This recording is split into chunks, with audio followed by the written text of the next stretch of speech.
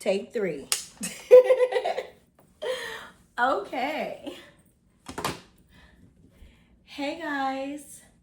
Today I'm going to read just a chapter, the first chapter from San Francisco's most notorious crime boss, James Beasley Jr., Deep Rooted, GangsterDom, Volume 1. Okay. Deep Rooted GangsterDom Value 1. I hope I'm saying that right. If I mess up, just don't worry about it. Fix my waist piece. Tuck that belly. James Beasley Jr. Deep Rooted, a JBE book. Copyright 2024. Deep Rooted LLC. Deep Rooted. I'm not going to read all that. All rights reserved. No part of this book may be reproduced, stored. Oh my God, is this including being reproduced? Stored in a retrieval system or transmitted by any means, electronic, mechanical, photocopying, recording, or otherwise without written permission from the author. Oh Lord, I'm going to have to get written permission for this.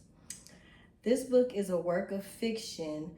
A name, characters, places, and incidents are either the product of the author's imagination or used fictionally.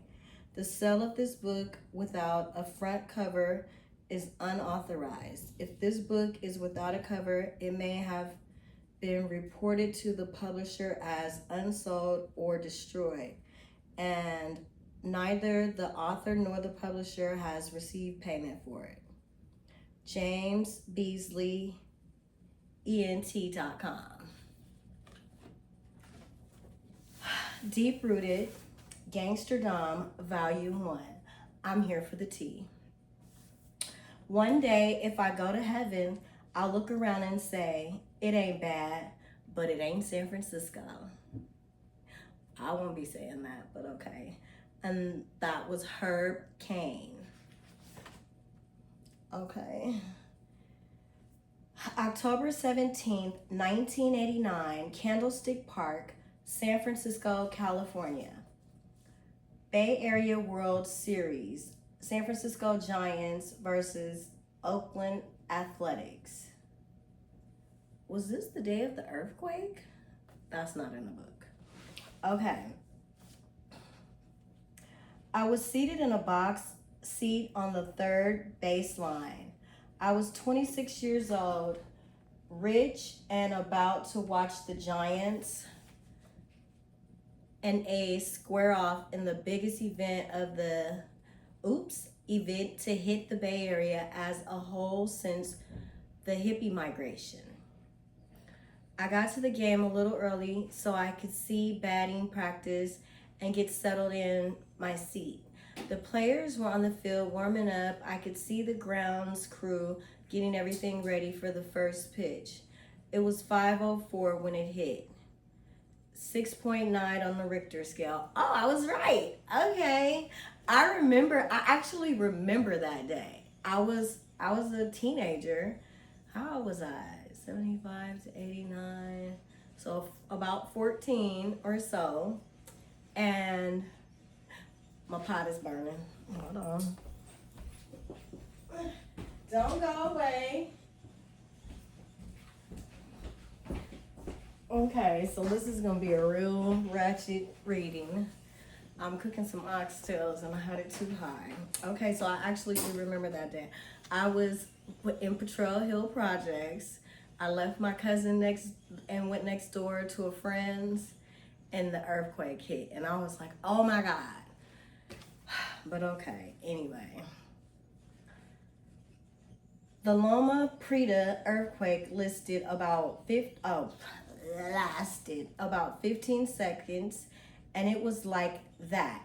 And it was like that moment all was silent in my world. I could see everyone was in shock, but I couldn't hear a thing. It was like God was sending me a direct sign about something. To be honest, even at that point in my life, I still felt that I was untouchable.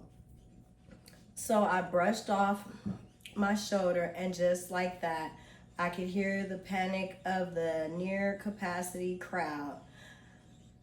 The rest were still in the parking lot or trying to make it to Candlestick. I remember Candlestick over in Devil Rock. The event would forever change the Bay Area as we knew it. The Bay Bridge that connects to San Francisco and Oakland collapsed in half, as did the Cypress Freeway. Excuse me. What I didn't know was that the earth would continue to shake under my feet, because at that very moment, the IRS and State Drug Task Force were about to raid my house. But the earthquake put it on hold until October 26, 1989. Wow. Okay. Okay. So that was just the intro. Being a criminal was already in my blood. It was in mine too. Sorry. Not no more though. I was a third generation outlaw, a part of the most prominent family in San Francisco. At 26 years old, I became the youngest person in the history of the United States to be charged with tax evasion. When they were unable to make the drug charges stick, they went with the only way they could keep a brother locked up: tax evasion. This isn't a story about my regrets or what I would have changed. Hanged? I don't know. This is the story of a true American gangster. This is the life of James Beasley. Okay, let's see. Do I want to stop there? I think I could read this. I might have to pause, y'all. Okay, sorry. And I'm not gonna edit this, so tacky. Maybe I'll redo it though. I was born James Beasley Jr. on March 3rd, 1963 in San Francisco, California, to a single mother. My father was convicted in February of the same year and was serving an 8-year sentence in state prison when I was born. Excuse me. San Francisco's 46.7 square miles is called the City by the Bay, but most natives call it the City. I was raised in a part of the city called Bayview Hunters Point, a prosperous upper middle class community made up mostly single family homes, with the main street being 3rd, running from India Basin to Candlestick Point. Hunters Point is bounded roughly, blonde moment, is bounded roughly by Cesar Chavez to the north, the 101 freeway to the west, and San Francisco Bay to the east. When the government closed the naval shipyard in 1974, it also cut the jobs that the shipyard provided. As jobs left, crime rose, and Hunters Point is now one of the worst neighborhoods of the city. The neighborhood has a population of 322, and is roughly 60% black, the highest concentration of that ethnic group in San Francisco. The neighborhood's predominance of blacks is a legacy of the restrictive housing practices. Honestly. Okay, I'm trying to be cute too when I read.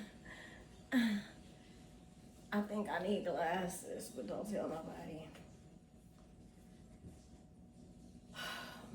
There were 3 housing projects: Double Rock, West Point, and Hunters Point. I grew up between Double Rock and on Fitzgerald Street, where my mother lived, and Hunters Point on Deadman Court with her parents. Okay, I know where that's at. Grandma and Grandpa Jackson. My grandpa Jackson was the minister of a Baptist church and was the positive male figure in my life growing up. I attended Burnett School on 3rd Street next to the Joseph Lee Recreation Center, Joe Lee Gym. I went there from kindergarten to 3rd grade. Monday through Friday, I lived with my grandma and grandpa Jackson. I was made to go to church every Sunday, singing in the choir. I look forward to going home with my mother or to my other grandparents' home, Grandma and Grandpa Beasley, on the weekend. The Beasleys were known in the Bayview community as a rich family. They lived a few blocks from Candlestick Park, where the San Francisco Giants and the 49ers played. My grandpa would take me to the Giants baseball game on ball cap day, bat day, and t-shirt day. Grandpa Beasley had a pool table in his basement, and he put me up a basketball hoop in the backyard and planted me a plum tree. My friends always wanted to go over to my grandpa's house because of the pool table and basketball hoop. Plus, it was a home, not an apartment in the projects. Grew up in the projects, know all about that. Betrayal hip, no, sorry. In 1971, my father was released from prison. My mother had bought a house on the same street as my grandparents, the Beasleys, a few blocks up, right off of 3rd Street, known as Hollister Block today. My parents remarried when my pops came home. My life would change after that. The block was filled with hardworking upper middle class people, blacks, whites, and Asians. Then you had a few dealers and pimps. Those were the people I grew up to admire and dream of wanting to be like. Didn't we all? That's that project life, or the hood life, or back in the day, I guess the upper middle class, 3rd Street.